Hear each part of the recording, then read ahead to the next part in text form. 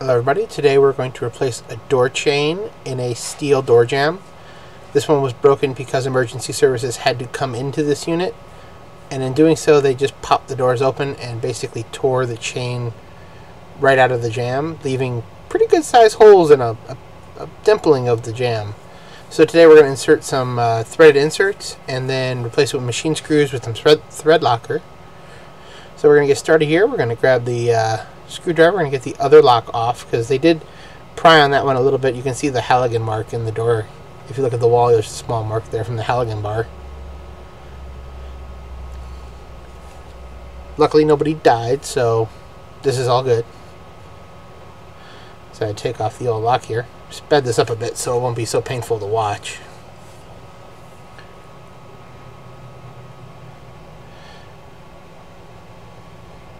Right here I'm just checking to make sure that the mechanism in the lock was not damaged when they pried on it. I did bring a spare if I needed it. Pressure checking, I verified it did work. It did lock and unlock like it's supposed to. So I was confident in replacing it with the same lock in this case. The lower one will replace entirely. So first thing we're going to do is press the jamb back. So I got a big C-clamp. I thought about doing this with a hammer, but I figured that'd be kind of noisy for this building. So got a C-clamp. I brought the board to spread out the load and then realized that I didn't have enough C-clamp and board. So instead I ended up using a piece of cardboard here. You'll see in a moment. I just put the cardboard on the outside jamb not to mar the paint. The inside's kind of already messed up, so when it gets repainted it'll be fine. But for now we're just going to fix the damage to the locks. So I'm getting the C-clamp on it, and I'm basically just going to crank down, and you'll see the jamb suck in a little bit. Basically I'm pressing the dimples from the screws getting pulled out in. As you see, I got the clamp too far now, so I let it out. There we go. We'll spin it down. You can see the jamb move a little bit.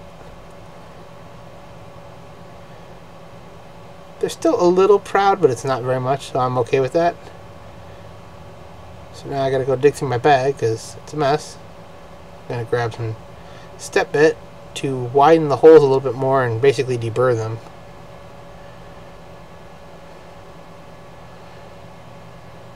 Right now I'm checking to see what machine screws fit here. Gonna grab the thread insert tool. Then I got all my different size thread inserts. I need the, I believe it's 832 we used in this case. So we're gonna have to change the inserts. I think there's a 1/4 by 10 in there right now. Basically we're just setting up the tool, so I'm gonna grab the insert bit for my tool. Gonna take off the collar, and then I didn't remember that the screw inside is reverse thread on the machine side of it, so I would have taken the wrench and I tightened it the wrong way, but I quickly work out that I did it backwards. So I spin it up, and once it's free it just spins right out. This happens to be the Harbor Freight tool. Pretty good for this kind of stuff. I wouldn't use it with steel inserts because I don't think the screws are hardened enough. But for the aluminum ones it comes with, it's just fine. I'm going to put the thread insert in. I have no nails, so it's hard to pick stuff off the floor. Alright, put the wrench away, because that's how you don't lose your wrench. Put the cap on. That's what the insert presses against, is that steel cap. Okay. And now we're going to widen out the holes with the step bit till they just slip in.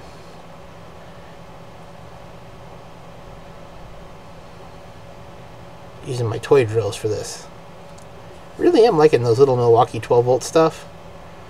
So I have the 18-volt. I have the 18-volt drills from DeWalt, and I like those a lot. I've had them for years. They're the NiCad stuff, but the little 12-volt thing's pretty powerful and light. So there's the first insert pressed in. Alright, get the second one. Look at that beautiful hole action. Here we go. I got my second insert. And just thread those onto that screw that sticks out of the machine until you hit up against that face. Now I widen out the hole with the step bit. Put the screw in there, press. I tighten it a little bit more, and I press some more to make sure I'm sucking it all the way.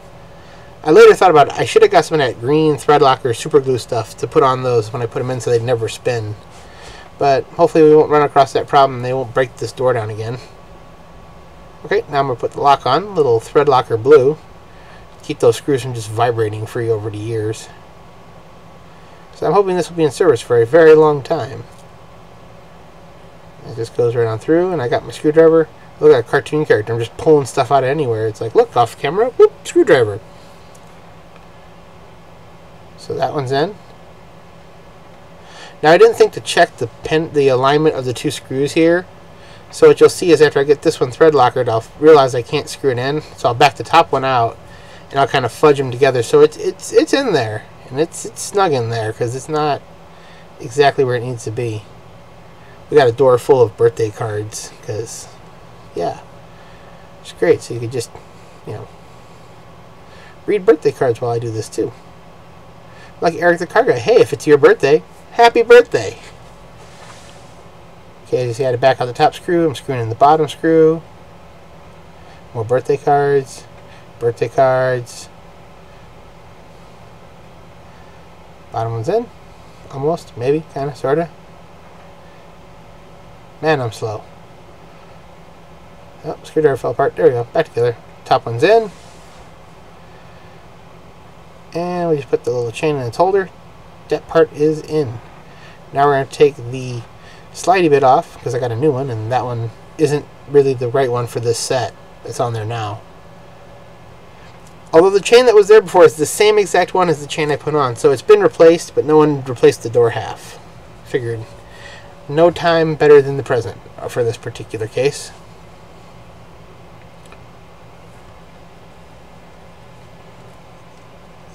So I get those screws out there. There we go. Okay, and we're changed from the slotted back to a Phillips. And I got the new one. The new one had like a, I want to say it's a polyurethane that failed. There was like some white, dusty, cruddy crap on it. It came off though, so guess we won't be too concerned. That's me just, every time I'm like touching it going, what is that? And it's flaking off, so I was confident I could just put it on and knock off the little flakes. And I'm sure with use that brass coating is going to wear off, and we're going to find out the thing's zinc underneath. So I don't think that was solid brass hardware. Sure didn't cost enough to be solid brass. I think that was like a $6 or $7 lock at the Home Depot. Alright, so what I'm going to get is, I have a bit that self-centers right here. Take my step bit out, throw my self-centering bit in, and watch this. Magically, pre-drilled holes that are perfectly centered. I like those little bits. Those things are so cool. For hinges and stuff like this, I'm even going to try. And that's my favorite part. Then I got my long Phillips. Long Phillips. And we're just going to zip them down. Good and snug.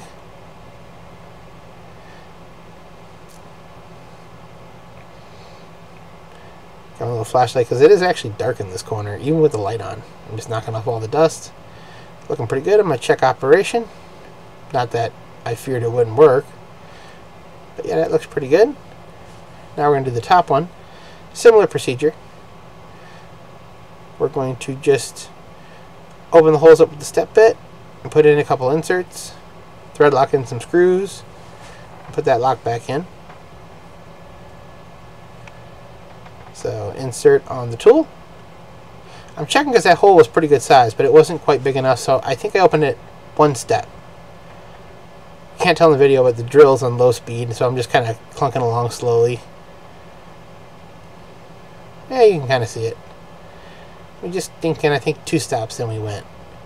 And it goes right in, and I press it, and then I tightened up a bit more and pressed it a little bit more, and I take it out.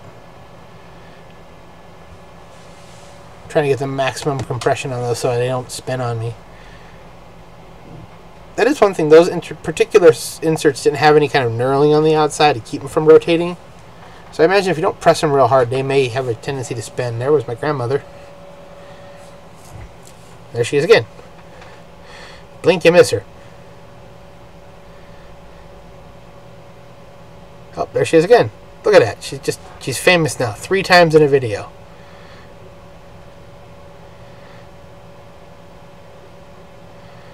Okay, we've widened up the hole on that one. It was the top hole. There was two there because apparently there was a lock before. And it's still too small. I was trying to squeeze it in because I'm lazy like that. I'm like, I don't want a drill because I even have the drill under my arm. Yep, see, look at. There we go. I think we're wide enough now. I throw that down. Put in the insert, press it. A little tighteny goodness, press it some more. Nice shot of some greeting card boob there for you. Back that out. 2 nut inserts in. I'm going to grab the lock, 2 machine screws, some Loctite, a screwdriver. Loctite's in my back pocket, so if you keep wondering where I keep pulling it from, back pocket. Because I didn't want to sit that bottle down because I knew the moment I did, I'm losing it. It's a little tiny bottle. And I got a lot of stuff floating around right there. So screw goes in. I believe I looked at these. These were good. I could just screw them in. I didn't have to worry about fudging the alignment. Originally these were like 3-inch construction screws and their bite was questionable. I think these thread inserts are going to work a lot better for this job since we can hang on to that metal frame.